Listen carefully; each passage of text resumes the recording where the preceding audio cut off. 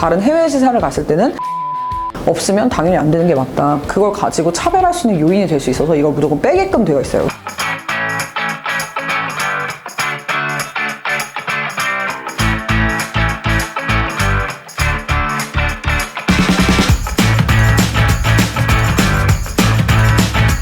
안녕하세요. 이번 시간에도 여러분이 궁금해하실 만한 질문에 대해서 답변 가지고 왔습니다. 질문 먼저 볼게요. 외국계 기업에서 국적과 인종에 따라 채용 과정에서 차별을 받을 수 있나요? 라는 질문을 주셨네요. 우선 외국계 기업은 모든 채용의 룰이나 가이드를 이제 글로벌 기업의 가이드를 따르게 되어 있는데요. 기본적으로 글로벌 기업들은 국적이나 인종이나 나이나 성별을 통해 차별을 받지 않도록 법적인 보호를 받는다고 해야 되나? 이런 것들이 좀 있습니다. 제가 실제로 추천 채용을 했었던 사례가 있는데 이전에 입사했던 과장님 밑에 직원을 채용하는 자리였어요. 근데 그 과장님도 제가 입사를 시켰던 친구고 과장님 밑에 직원을 제가 채용해서 보내야 되는 상황이었는데 과장 친구에게 과장 친구 되게 이상한데 그 과장님에게 처음에 추천 채용 전달받았을 때도 물어봤어요. 그 친구가 워낙 커리어를 일찍 시작한 부분이 없잖아 있었고 그 친구가 입사했을 때에 비해서 취업의 연령이 높아지고 있는 상황이었어서 제가 얘기했거든요. 혹시 본인보다 나이가 많아도 추천할 수 있냐라고 물어봤는데 부하 직원이라고 해야 되나요? 그렇게 이제 가르치고 해야 되니까 조금 불편할 수도 있겠다는 생각이 들긴 했던 것 같아요. 면접을 보는 과정에서 글로벌 그 담당자가 그러니까 한국지사 위에 에이펙이 있으니까 에이펙에서 그 채용 담당자가 우리 글로벌 기업이야. 나이에 대해서 차별이 있으면 안 돼. 그렇지만 난 그 친구한테 물어볼 거야. 너보다 나이가 어린 상사가 있는 거에 대해서 어떻게 받아들이는지 물어볼 거야. 라고 얘기를 했던 게 되게 기억에 많이 남아요. 실제로 채용이 됐고요. 직급이 한참 차이가 나는데도 나이가 한 살이 많았거든요. 이런 상황에도 사실 업무하는데 문제가 없고 입사하는데 문제가 없을 정도로 이런 거에 차별을 받지 못하게 되어 있긴 합니다. 그리고 실제로 외국계 기업은 입사 지원서에 사진을 넣지 않게 되어 있는데 이게 왜 이렇게 되어 있냐면 포맷에 사진 넣는 데 있더라 이렇게 얘기하셔도 제가 반박할 뭐는 없지만 포맷에 있는 것과 상관없이 원래 그 사진을 받으면 안 되게끔 되어 있는 이유가 뭐냐면 사진을 통해서 이 사람의 인종이나 성별이나 나이대나 이런 것들이 다 나오기 때문에 그걸 가지고 차별할 수 있는 요인이 될 수 있어서 이걸 무조건 빼게끔 되어 있어요. 그래서 그럼 저는 사진을 넣어야 돼요 말아야 돼요 라고 질문하는 친구들한테 한국어 이력서에는 넣고 영문 이력서에는 빼 라고 하는데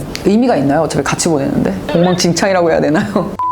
이런 부분들을 차별을 받을 수 없게끔 보호를 받는다라고 이해하시면 좋을 것 같습니다. 그래서 나이에 대한 얘기 많이 물어보시죠. 그래서 외국계 취업은 뭐 나이가 상관이 없다는데 맞냐? 나이가 상관이 없다는 개념보다 사실은 한 살이 많은 친구인데도 후임으로 들어갔다라고 말씀을 드리긴 했지만 실제 이런 케이스가 많지는 않아요. 그래서 결국엔 내 위에 있는 사람보다만 나이가 어리면 된다가 사회적으로 용인되는 수준이다라고 말씀을 드렸었고 그 전에 영상에서도 그런 얘기를 드렸었는데 내가 입사할 때 내 위에 계시는 사수분이 뭐 대리급일 수도 있고 과장급일 수도 있거든요. 근데 대부분 이제 사원급이 많진 않으니까 외국계는 그래서 그 위에 계시는 분이 나보다만 나이가 많으면 된다라는 개념으로 접근해 봤을 때 과차장급의 일반적인 나이를 생각해 보면 답이 나오죠. 뭐 30대 한 초반까지는 어렵지 않게 신입으로 입사할 수 있다 정도로 이해하시면 될 것 같습니다. 중요한 건 이제 질문으로 다시 돌아와서 나이나 국적이나 인종 이런 걸로 차별을 받지 못하게 되어 있고 그런 거랑 상관없이 채용이 되게끔은 되어 있다. 다만 이게 실제적으로 지켜지고 있느냐는 각 기업마다 인사 담당자마다 현업 담당자마다 조금씩 차이가 있을 수 있다라고 이해하시면 될 것 같고요. 국내 기업은 분위기나 환경이 많이 다르죠. 이게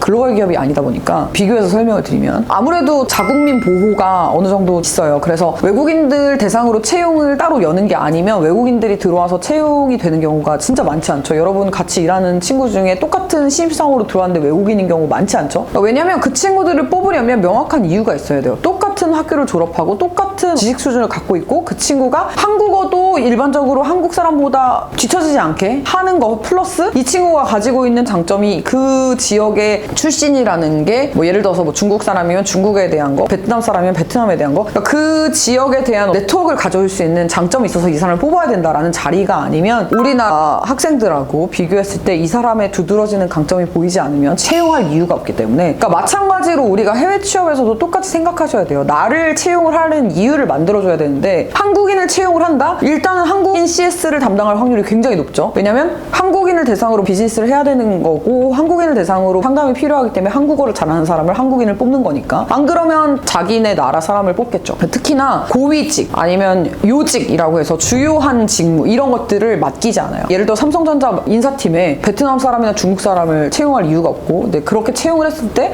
이슈가 많고 문제가 될 확률이 높기 때문에 그런 거라고 생각하시면 될 것 같아요. 여러분이 해외에 글로벌 기업의 본사에 입사를 한다고 쳐도 그런 부분에서 자리를 잡기가 쉽지 않다. 그러니까 안 된다가 아니라 쉽지 않다라고 이해하시면 좋을 것 같습니다. 그리고 우리가 해외에 나가면 똑같이 이제 차별을 받을 수 있는 요인들이 있죠. 글로벌 기업이라 하더라도 우리가 한국 지사를 벗어나서 다른 해외 지사를 갔을 때는 나만의 명확한 강점이 나를 채용해야 될 명확한 이유가 없으면 당연히 안 되는 게 맞다. 그게 인종차별이다라고 말할 수 없는 게 그러니까 인종차별이 거꾸로 역차별이 되지 않으려면 내가 그만큼의 경쟁력을 갖고 있어야 되는 게 맞기 때문에 그렇게 생각해 주시면 될 것 같습니다. 오늘 제가 준비한 답변이 여기까지고요. 더 좋은 결과 여러분한테 있길 바라면서 마무리 짓도록 하겠습니다. 구독, 좋아요 많이 눌러주시고요. 질문 많이 남겨주세요. 제가 답변으로 다시 돌아올게요. 안녕.